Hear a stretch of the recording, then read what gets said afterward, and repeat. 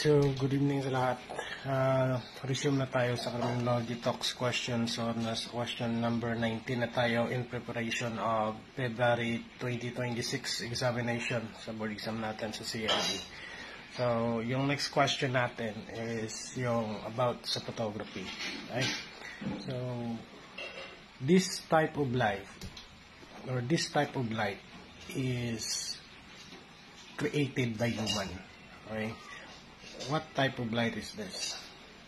Regarding pala sa CTQ number 80 natin, ang sagot po doon is preferably away from your body and with your weakest hand. Kasi usually ginagamit yung strongest hand natin sa paghawak siyempre ng baril.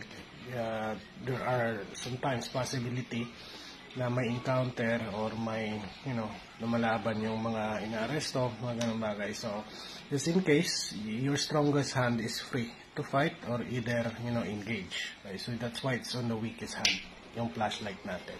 Okay? So, good evening sa lahat. Nag-message na sa atin, sir. Tama na po yung mga post ng mga rally.